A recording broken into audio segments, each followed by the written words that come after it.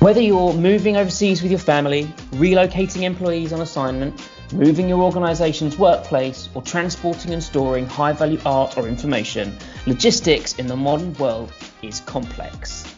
Our new podcast brings you expert voices to share insight, discuss trends, and offer practical advice, all with a view to making it simpler for you to live, work, and do business anywhere in the world. I'm Matt, and in this episode, we're looking at how to make overseas relocation a success. Most of us know that moving to a new house on the same street has the potential to be stressful, let alone making a life-changing move abroad. So what can you do to reduce the stress and ramp up the simplicity when it comes to moving overseas?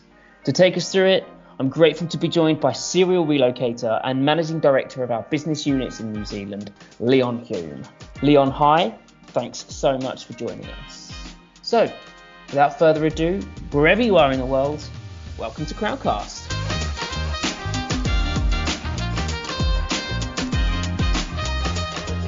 So, Leon, look, before we hear more about your own relocation experiences and get into your thoughts on what makes a big move abroad a success, let's kick off, if you don't mind, with a little bit about you and maybe a fun fact for listeners wondering what on earth this has to do with anything. It's something we do at the beginning of every episode just to give our audience a glimpse into the world of our guests. So, Leon, here we go. Tell us about yourself and perhaps share your fun facts.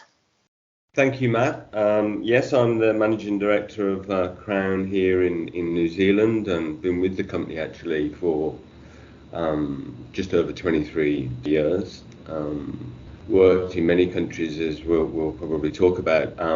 A fun fact, I'm not so sure it's really a fun fact. A strange fact might be that I've been eating ham and cheese sandwiches for lunch every day for probably over a decade. So I guess that tells you I'm not really a foodie. And I don't know about you, but I find kind of going for lunch pretty annoying, takes too much time. And as I don't have any particular craving for any food, I've just been eating the same thing every day for over a decade. So I don't know about a fun fact, but there's a weird fact anyway. Definitely. Is it just lunch? Is it just lunch that's the same every day, or Yeah, pretty much. But if my wife was, my wife constantly gets frustrated with me when she says, "Oh, what would you like for dinner tonight?" And I'm just kind of like shrug my shoulders and go, "Whatever," So. Nothing in particular ever really springs to mind. So I just eat so I don't starve. Which is obviously very important.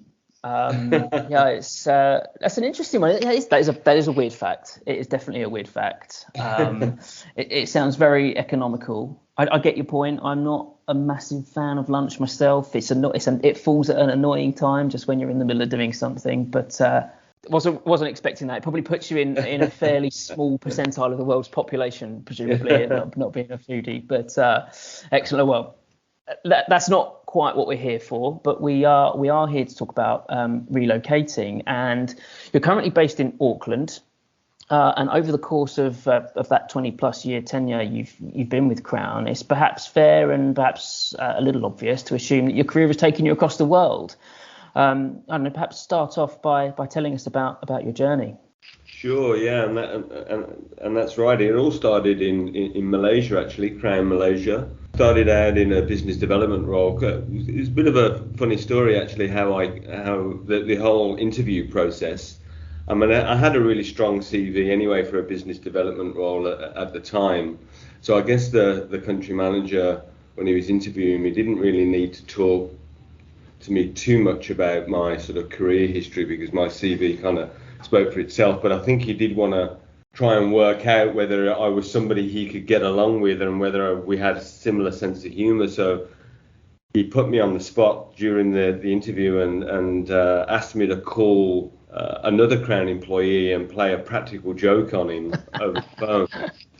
I guess the test was, could I pull it off? Was I open to doing that, firstly? And secondly, could I pull it off? And thankfully, I did, and I got the job there and then. So things have changed quite a bit now with interview processes. But yeah, that was kind of a funny start to it all. And What was the prank, it Liam? gave me. I had to call this person up who was actually the person I was replacing. He was being promoted and he was relocating to Singapore, and I had to. The prank was to call him and say, how on earth could he have recommended that I join this company?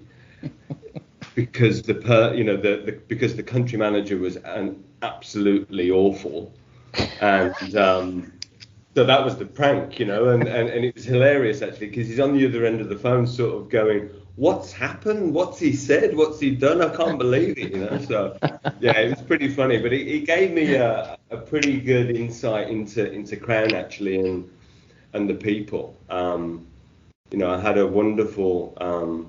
I think it was for almost 5 years there, and the big thing about Crown was the people, and it felt very much like a family. There was a lot of people of a similar age that were sort of coming up through their careers, and I guess we all felt as though that we were sort of almost like pioneers, all in it together, and that was a great experience. But I knew pretty much though, soon after joining, that from a career perspective, my goal really was to be a country manager one day. That was the role that really appealed to me, and I knew that in order to get the CV I needed really to be able to be a country manager, I needed to have other experiences and learn other parts of the business and the other brands, and so when an opportunity to go to Hong Kong came up, which is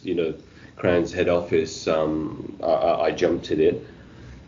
Again, through another country and culture. I travelled quite a bit in China as part of that role as well, so that was fantastic.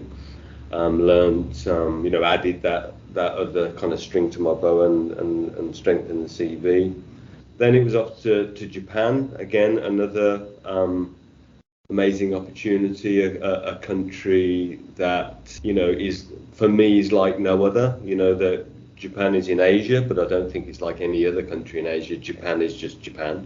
Right. And I guess I should wax lyrical about it, considering that's where I also met my wife. So, so that was great. And then after Japan, together with my wife now, we moved over to Korea, and that's where I had my first country manager role. And that was a small operation, and a really interesting one, because I had to really do a bit of everything, and it was a massive learning curve. Also that responsibility of running the Crown country, if you like, and also being responsible for staff and that type of thing. That was quite important. But yeah, enjoyed it. Fantastic time. Also, where we learned that my wife was pregnant and we were expecting a child, and I remember kind of almost jokingly saying to my wife, it's quite expensive, Korea, the cost of living is quite high, and I remember just really in passing saying to my wife, wouldn't it be great if Crown called me up, and said, hey, we've got a job for you and I just kind of like plucked Thailand out of the air really, and assuming that it would be a bit cheaper and maybe the standard of living would be a bit better. And crazy, a week later I'm standing in Starbucks getting a coffee on the way to work one morning, and I get a call from HR and are you interested in taking over Crown in Thailand? I couldn't believe it. What are the chances? I know. So and that also was an experience, because it was quite a sudden move, and my wife was actually 35 weeks pregnant, and we kind of had to go almost kind of immediately. And when we arrived to Bangkok under curfew. Right. It was the time of the red shirt protests, and I remember, you weren't allowed out of the house after 8 p.m. You'd look out of the window and there was like smoke bellowing up in the air, because the protesters were like setting fire to tyres and things like that all around the city. It was quite a scene. A fantastic, 5.5 years there. We absolutely loved it. Again, great people, both at Crown and outside of Crown. So really, really enjoyed that. A bigger operation, building the CV. And then it was off to, I guess, where it all started, for me, back to Crown Malaysia, but this time back as the MD. I mean, and Crown, is a big operation, so quite a senior country manager role, really, hence actually managing director. And yeah, it was like going home, and in many respects, a lot of my colleagues were still there from when I initially joined. So yeah, it was fantastic to come home, in many ways. So again, another 5+ years there, which I thoroughly enjoyed. Some amazing experiences building facilities, for example. It was a really enjoyable experience, and something that I take a lot of pride in, and with the support of fantastic colleagues there. And then and to where I am today, I think we would be the third largest Crown operation in the group, and my wife and son, we all moved here during COVID, so that was an experience in itself, and probably one of the most challenging moves we've gone through, but loving New Zealand, and it's a great role, and we've got a fantastic business here and some amazing colleagues. Fantastic. So that's me. Yeah. It really is quite the journey. It's probably worth me saying at this point. I alluded to it at the start, but one of the reasons that we're chatting today is because you, like a good many other members of the Crown team, actually have relocated on, more than several occasions. Sure. I was trying to tot up actually as we went through. My maths is absolutely dreadful, and I was sort of listening to everything you were saying and trying to count at the same time, which was always going to be a bit of a nightmare. But there's a good tour of Asia in there, and it was obviously really nice that you started off in Malaysia with that ambition and kind of came full circle from a country manager perspective. So that lived experience is something that you've got, but also other members of the Crown team as well, and I think that's really nice. Is moving around the world something you'd sort of always dreamed of doing, and have you therefore kind of made it happen, or is it more the case that the opportunities have sort of come up and you've grasped them as and when they have come up? I think a bit of both, really, Matt. I think in many ways I grew up kind of expecting I would have some sort of overseas experience, because my parents actually went out on assignment to Australia, and that's actually where I was born. So, although I've got British parents and was raised in the UK, I was actually born in Australia, and I'd always had this Australian passport as well. And of course, heard my parents talk of their experience in Australia, and I heard their stories over the years. So I was very much aware, growing up in the UK, of the world outside of the UK, So I guess I always expected I might, and then when the opportunity came up, I jumped at it, and but it probably didn't seem maybe as much of a big step as it might do for a lot of people. I think that sort of sense of wanderlust that you kind of are sort of hinting at is something that many of those listening to this will resonate with. But relocating can be really exciting, but also life-changing, given all that it entails, of course, pretty stressful and challenging as well. Despite having that sort of desire and almost that natural willing to travel, given your upbringing, what challenges have you faced when making these numerous moves that you have, and how have you overcome those challenges when relocating? Yeah, I guess I haven't really, thought that relocating was a big challenge for me, really, because I guess, I've always had that mindset of looking forward and being very open-minded to what's next kind of thing. Yeah. So I've been quite positive about change and moving countries. I've got a very curious mind, so very kind of, I wonder what that country would be like. So I look at it very positively from the outset. But nevertheless, there are challenges, and I guess one of the big ones is adapting to different cultures. Different cultures presents I think, in many ways an amazing experience. But at the same time, it challenges maybe your own culture and your own, I guess, preconceived ideas of maybe how things should be.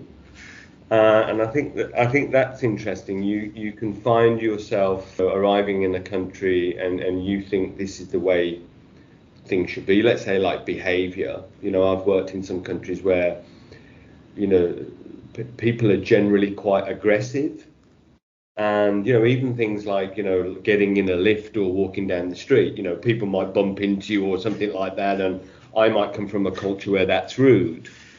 But actually, you find yourself asking yourself the question, well,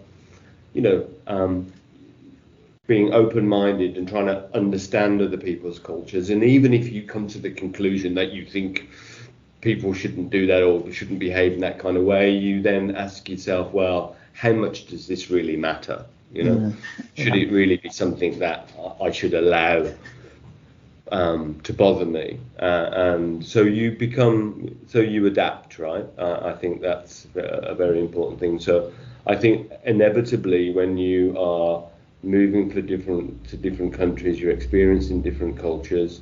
Some of those ways will maybe pose a challenge to you, and you I think have to reflect, right? Firstly, some of those differences you can actually embrace and maybe add something to your game. But even if you think that they don't, I think it gives you an opportunity to ask yourself how much it really matters. So that's been one of the challenges. Moving during COVID was quite a challenge and very different. So we arrived into a country that we hadn't even visited on a holiday or anything like that, right? And normally, everywhere we've moved before, we'd either been there on holiday or had some sort of look-see trip, which is really important, to give you that, real sense of a feel for a country, before you embark on an assignment. And of course, with COVID, we didn't have the luxury of that. We really came to New Zealand off the back of some recommendations from friends who'd lived there and searching the internet, and that's just not the same thing, having a look-see trip or at least visited on holiday. So I think the other challenge has been here in New Zealand is that it is a very different country in terms of the population from the perspective of kind of expats. When you are living in some of the countries I've lived in Asia, for example, there's a big expat community. So in other words, there's lots of people that are in the same situation as you.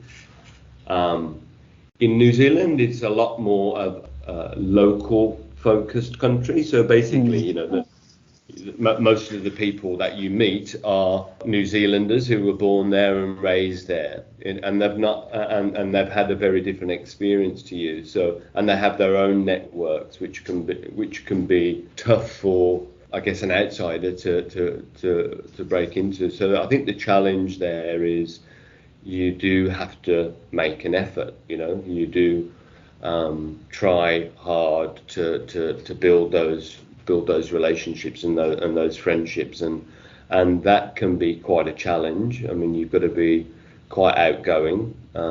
It's really important to reach out to social networks. So for example, if you have hobbies or things like that, try and establish where those clubs might be or something like that, and get introductions to those and get involved in those kind of hobbies. So that's something that we my wife and I have actively done. And I think it's quite an experience to go through as well, because it does make you ask yourself some hard questions and look, inside yourself. You learn a lot about yourself, right? And you then start to, I think, discover what your own values are and what your strengths and weaknesses are, more so. And I think that's a a challenge. You know, when you're relocating, you've got to ask yourself, quite honestly, are you cut out for it? You know, and is relocating going to be a successful thing for you? Yeah, I think that's really interesting. I kind of get the sense that one of your sort of overriding messages here is that you've kind of got to be a bit malleable. You obviously got to be open-minded, and I think you've said that very clearly. But you kind of got to be prepared in a way to sort of change in yourself as well. Is that fair? Absolutely. Yeah, absolutely. I think you have to be honest with yourself. I think you have to reflect, and you do. You have to adapt to the environment and to different cultures. But do you know what? I think that can be a fantastic thing. You know, I think there's opportunity for learning and self-development, and I think that's all good. It's all good stuff. Is there that element to it? There's obviously this theory, isn't there, that 90% of the things that we worry about in day-to-day life never end up happening, and a barrier to relocating could be that you're worried about a challenge that you might hear of in a certain country, and you're never going to be able to overcome that challenge. But in your view, is it maybe that to some extent these things just aren't as tough as you think they might be, when you're preparing and considering a move, or working towards a move? I think there's definitely an element to that. I think that you certainly have to ask yourself, what are you wanting to get out of this relocation, maybe this new assignment, or why are you going to this country? So I think it's about thinking that through quite thoroughly, and again asking yourself some tough questions in terms of what's the purpose of this, or what's your why, for taking this assignment. Setting some realistic expectations, because life will throw us curveballs, so expect those. But being realistic with your expectations. But I think it's also important to make that transition, that you try and make that as simple as possible. And that goes for, the relocation itself. So, trying to maybe deal with a company, one company throughout the whole relocation process. And if at all possible, even having as fewer contacts at that company as possible, even one maybe, so try and keep it simple, clear, and set realistic expectations, and expect life to throw you a curveball amongst it all. Yeah.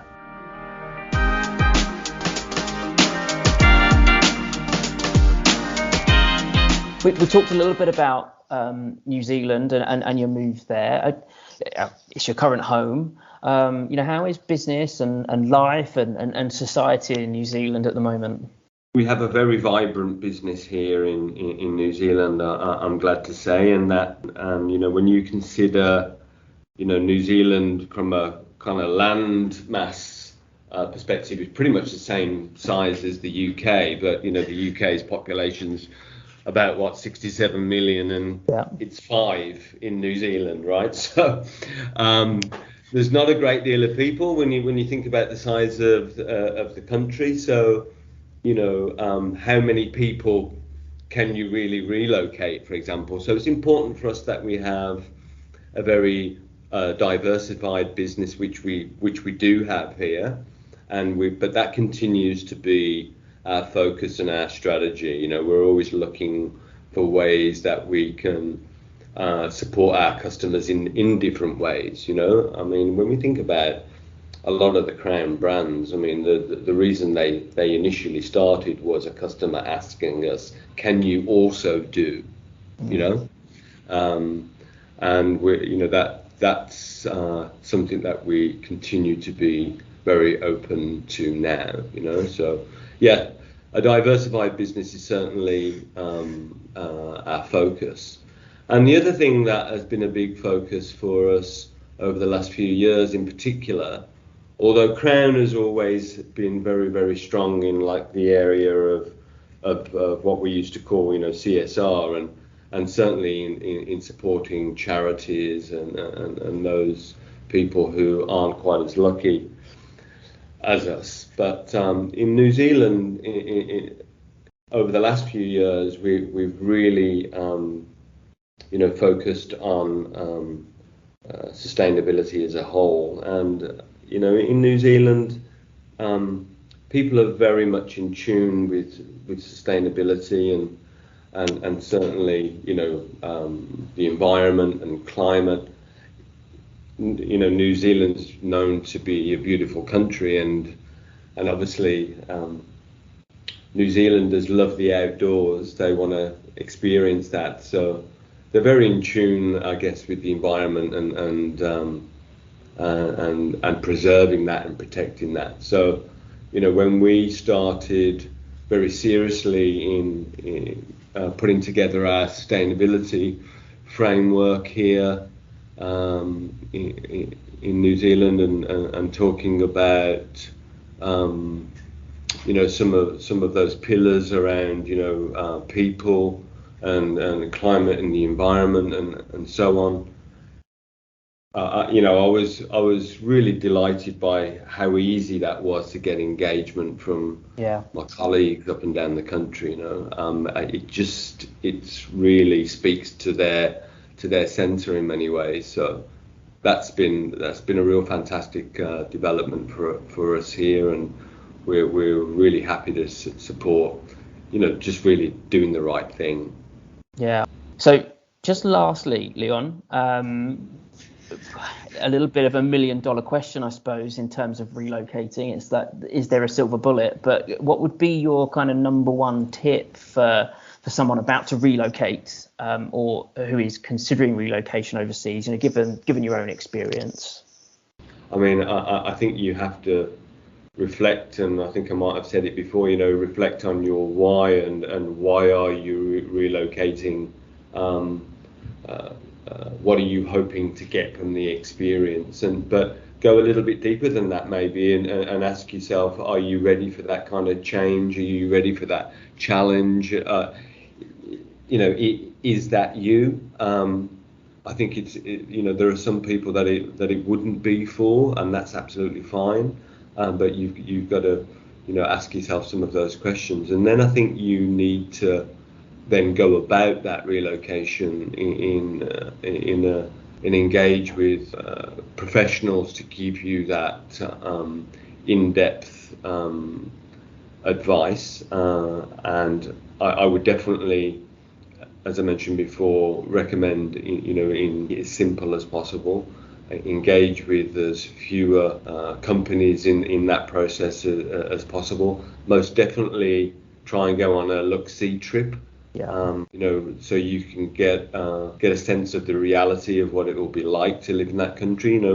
I remember when I first arrived in Malaysia, you walk out of the airport and the heat hits you and the sights and smells, and you can't read about that. You have to, I think, physically go there and experience. So a look-see trip is really, really important. So in short, ask yourself, is it for you? And engage with professionals to help you make that step. Brilliant. Yeah, all great tips. And I think for anyone listening who is preparing or thinking about relocating, that there's some great things to bear in mind. I don't suppose you know a decent relocations company, do you, Leon? I might. That brings us to the end of this episode. Don't forget you can read a whole load of different tips, tricks and advice, articles at crownrelo.com if you're moving privately, or if you're moving with an organisation, then check out crownworldmobility.com as well. You can learn more about Crown Worldwide Group and its family of special logistics businesses by heading to crownworldwide.com as well.